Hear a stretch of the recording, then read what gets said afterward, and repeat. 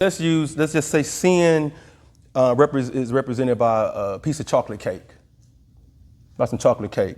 But there's a commandment from God that says, thou shalt not eat chocolate cake. It's a clear commandment in his word. Thou shalt not eat chocolate cake. But I love chocolate cake. I like everything about chocolate cake. I like the texture. I like the smell. I like the taste. I like how it make me feel.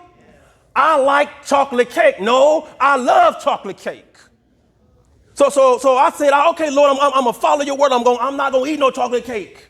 I made a vow with myself. I'm not gonna eat no chocolate cake. And I did pretty good, right?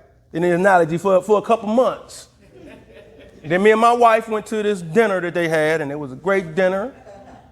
And after dinner, they brought out a piece of the most luscious looking chocolate cake I've ever seen in my life.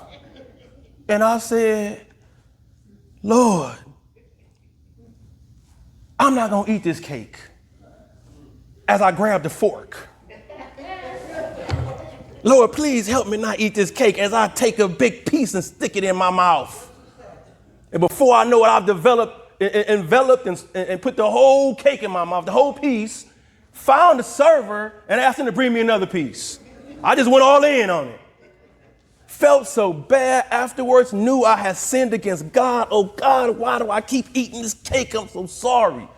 I'm not gonna eat no more cake. I'm not gonna eat no more cake. And doing pretty good for a little while, and I eat no cake.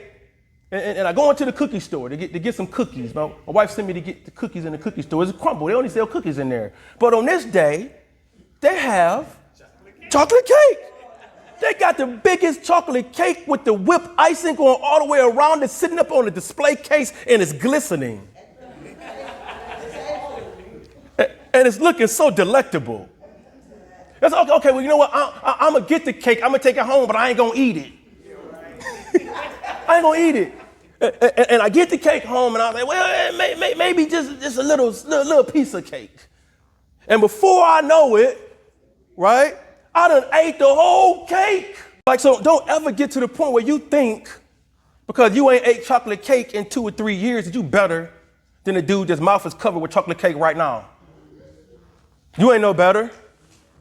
You ain't no different. And don't get too cocky because next thing you know, you might go open up a chocolate cake factory. You might produce chocolate cakes. You so into it. Amen.